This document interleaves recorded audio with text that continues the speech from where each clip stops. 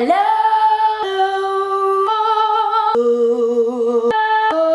Voilà. Je reviens aujourd'hui pour un Vous choisissez ma lecture. Le mois d'août est un tout petit peu commencé. D'ailleurs, si je prévois bien le coup, vous aurez cette vidéo mercredi. Si je prévois moins bien, vous aurez cette vidéo samedi. Et si je prévois encore moins bien, vous aurez le mardi d'après. On est théoriquement le 4 août et j'espère vous la mettre demain. Avant de commencer, je voulais vous dire, pour plusieurs d'entre vous m'ont dit, parce que je vous mets toujours mon lien Utip dans la barre d'infos, donc qui permettait à la base de regarder des vidéos gratuitement pour vous. Et en fait, chaque vidéo visionnée me donnait quelques centimes. Et voilà, c'est une cagnotte qui monte et qui au fur et à mesure me permettrait d'investir dans du matériel pour la chaîne ou différentes choses en rapport avec les livres. Vous étiez plusieurs à me dire que ça faisait plusieurs fois que vous aviez des écrans noirs et donc il n'y avait pas de vidéos qui étaient générées, et donc c'est normal, Utip a décidé de supprimer les vidéos du moyen de soutien. Donc en fait maintenant le seul moyen de soutien qui existe, c'est de faire des dons directement.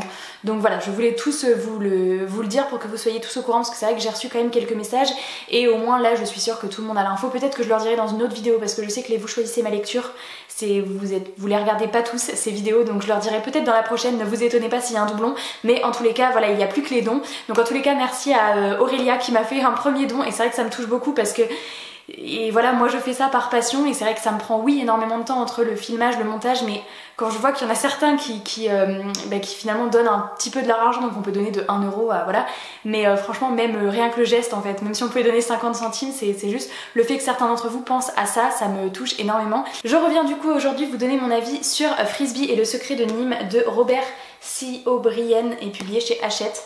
Ce livre existe aussi en dessin animé sous le nom de Brisby et le secret de Nîmes. Je ne le savais pas, mais c'est plusieurs d'entre vous qui me l'avaient dit, et du coup moi je ne connais pas du tout le dessin animé, donc je viens vraiment vous parler que du livre. Je ne sais pas si c'est fidèle au dessin animé ou quoi, hein, vraiment pas. Mais en tous les cas, dans ce petit jeunesse, donc déjà il était tout illustré, il n'y a pas beaucoup de pages comme ça dans le livre qui sont illustrées, mais il y en a certaines. Et après c'est plutôt des illustrations en début de chapitre, voilà. Hop. Et mais les grandes pages, non, il n'y en a pas énormément, voilà, vous voyez, il y en a d'autres endroits comme ça. Donc en fait on va suivre Madame Frisbee, qui est une maman souris et qui vit avec ses souriceaux, mais en fait un jour l'un de ses jeunes fils va tomber gravement malade, et elle va aller demander de l'aide à une souris qui habite dans le coin, et en fait elle va faire voilà tout un périple pour tenter de sauver son fils, et donc elle va avoir un petit peu toute l'aide de plein d'animaux qui vivent autour d'elle, un hibou, un corbeau, des rats, bref, et j'ai trouvé ça vraiment hyper cute. Alors faut aimer la littérature jeunesse, puisque de toute façon c'est un livre jeunesse, hein. Faut aimer je pense les souris, ou en tous les cas les petits animaux, mais vous n'êtes pas sans savoir que moi ça m'a posé aucun souci. Je sais pas, j'ai une fascination pour ces trucs là qui vivent dans des petits trous, pour ces animaux. Franchement je trouve ça génial dans la littérature jeunesse, comment c'est tourné, je trouve ça bien. En vrai j'ai pas une grosse fascination pour ça, mais je sais pas, dans la littérature jeunesse j'adore. Et du coup c'était vraiment chouette. Il y a tout ce qui va être notion de tout ce qui est rat de laboratoire aussi qui va être abordé, et ouais, j'ai franchement aimé toute la dynamique du livre, toute l'aventure, les différents petits animaux, c'est choupi en fait. Il y a pas, est-ce qu'on peut dire qu'il y a un vrai méchant ou quoi? Il y a tout ce qui va être dimension laboratoire, c'est plutôt les hommes en fait. Oui, c'est plutôt une petite aventure qu'on suit, et hyper sympa en fait, où il y a des notions d'amitié, de famille. Alors par contre c'est un roman qui a quand même c'est quand même triste, je trouve que c'est triste, j'ai eu un petit pincement au cœur, mais c'est beau, j'ai trouvé ça bien fait. Alors par contre juste petite précision sur quelque chose qui m'a un peu titillé, c'est qu'il y a tout un moment où en fait il y a une partie hyper intéressante sur tout ce qui se passe en laboratoire. Mais en fait, comme elle, c'est pas du tout un spoil, mais Madame Frisbee en fait parle avec un personnage qui a vécu ça, et du coup en fait tous les passages dans le laboratoire sont au passé, en fait il en parle parce qu'il l'a vécu.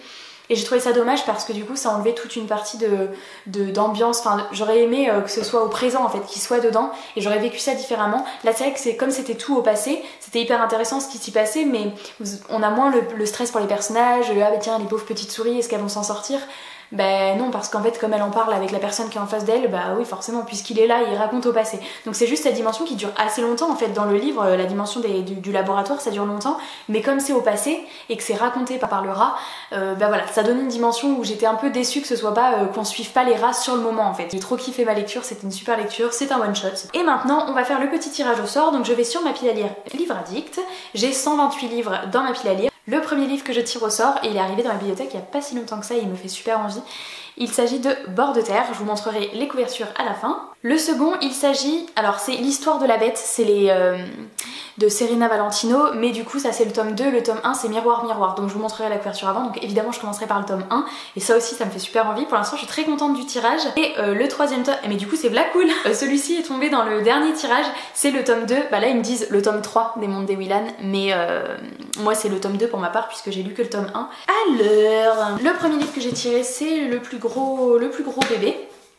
Donc c'est Bord de terre, vous voyez c'est un gros bébé, il est énorme, mais il me tentait énormément puisqu'on va suivre Inès et son frère Tristan qui est autiste et qui vont tout simplement basculer dans un univers parallèle et les coups de cœur que je vois à gogo sur ce livre me tentent beaucoup et puis la couve est trop belle. Du coup tout son contraire, ici Miroir Miroir, donc c'est un petit livre, donc là on est sur une saga de Serena Valentino qui en fait c'est toute une saga, tous les contes qu'on connaît mais du point de vue des méchants. Donc là notamment on est typiquement sur l'histoire de Blanche-Neige. Je trouve ces nouvelles éditions absolument magnifiques. C'était pas celle-ci avant, les autres j'ai trouvé très belles aussi, mais ils ont ressorti celle-là pour aller avec toute la suite de la saga.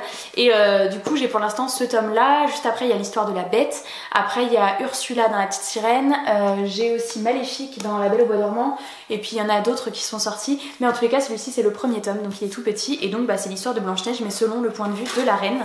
Et du coup voilà, mon amour pour Disney et les méchants, je trouve ça trop fun. Et enfin le dernier tome, donc je vous montre, j'ai pioché le tome 3 mais moi je suis rendue au tome 2 et ça c'est le tome 1, y a rien qui va, mais j'ai pas encore le tome 2 dans ma bibliothèque, mais je l'ai sur liseuse en fait, donc c'est pour ça, donc voilà, ça pose pas de problème, mais je vous le montre en papier là. Donc c'est Les Mondes des Whelan de Pierre Bottero, j'ai lu la première trilogie La Quête des Whelan et j'ai lu le tome 1 des Mondes des Whelan, donc voilà, ce serait pour lire le tome 2, donc c'est de la fantasy jeunesse, c'est Pierre Bottero, c'est trop bien.